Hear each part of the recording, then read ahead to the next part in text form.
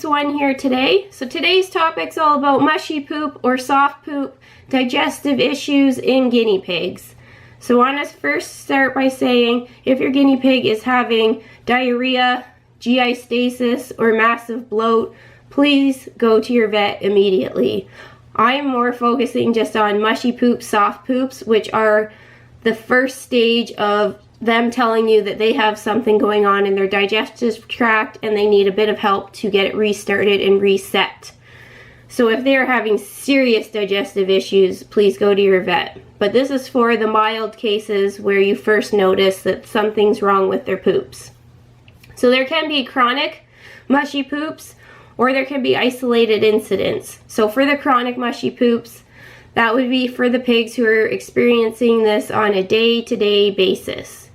And I can say right now that our pigs who had chronic problems with their digestion are now fixed since we switched their pellets. So before we were using pellets that had soy, wheat, fillers, byproducts, molasses in them, and we switched on to the Sherwood pellets that are hay-based with none of that other stuff, and that fixed the bloat, that fixed the digestive slowdowns, fixed the mushy poops, the weird shaped poops. So that would be something I would look into if you have a pig who has chronic problems. The other part for chronic problems, if you're continuously giving way too many veggies, some guinea pigs, they just can't handle that much. So vegetables have a high water content, so if they're already having soft poops, that's just adding to the mushiness. And veggies ferment in the digestive tract a lot quicker than hay. So with the veggies going through their tract so much quicker, if they're already having a problem, it's just helping pump out those mushy, soft poops before they were perfectly ready to come out, I guess would be the easiest way to say it. So now we'll talk about an isolated incident of mushy poops. What do you do? So first thing is stop the veggies. No veggies. So just as I mentioned, vegetables only exacerbate the problem if they're having a digestive upset.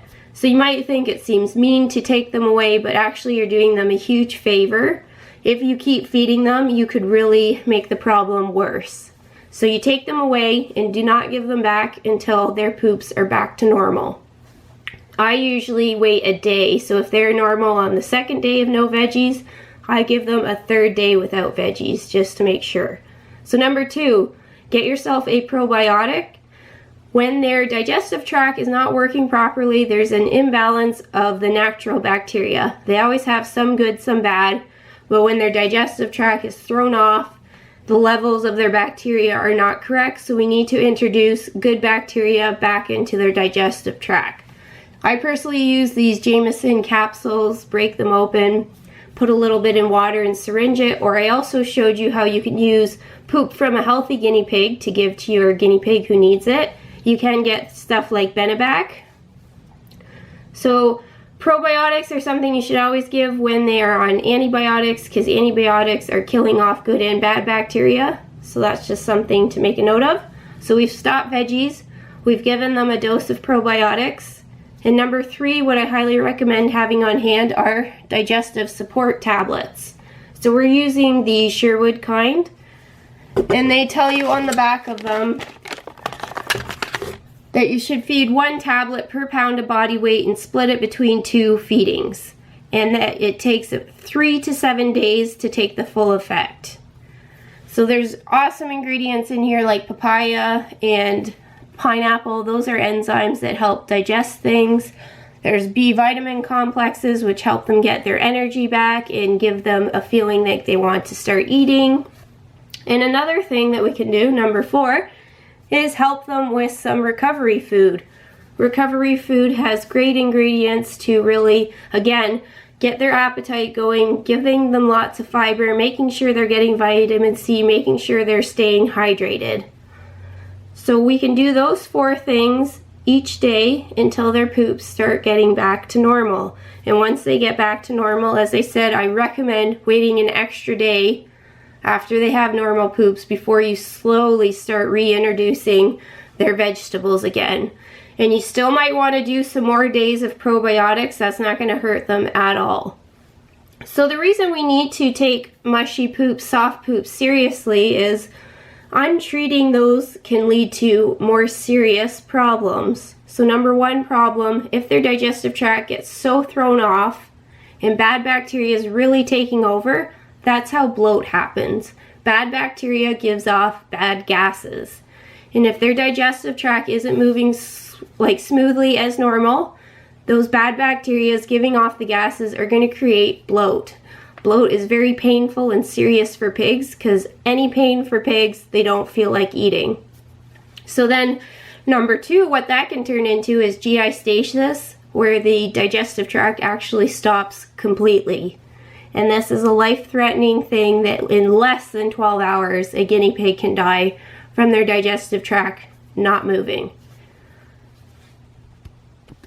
So let's talk lastly, what are things that we can do to prevent them from having chronic digestive problems or even little episodes of digestive issues. So number one, make sure they always have unlimited hay. Hay is the healthiest thing to be going through their digestive tract. Number two, healthy pellets. I really recommend getting off of pellets that have soy, wheat, molasses, byproducts, and fillers. That's something they're eating every single day, so if they're taking in things that can bother their digestive tract every day, we're just setting them up for possible failure. Number three, be easy on the vegetables. If your guinea pigs are having some problems, even just very mild problems, easing up on the veggies, you should see results. Number four, be careful with how much sugar you feed. Their digestive tracts really aren't set up to digest sugars properly. Too much sugar attracts bad bacteria, and as we said, the bad bacteria gives off bad gases. And number five, safe transitioning and careful introduction of new foods. So if you're switching your pellets, switching them slowly is always a good idea so that they can slowly transition and get used to the new pellets. If you're feeding new vegetables, just small portions at a time is a great idea. Even if you're switching from one box of hay to the other, it is recommended to mix the hays together, again, so nothing is too much of a shock to their digestive tract and they have time to get used to it. So those are our tips. If you wanted to leave any comments or questions below, please feel free. I would highly recommend in your emergency kit you get some recovery food, some digestive support tablets, and some probiotics to have on hand, because when things happen, it's nice to have all your stuff already rather than having to squirm around and go purchase things, order them online, because when you need this stuff, you need it now. So anyway, have a good day, guys. Bye-bye.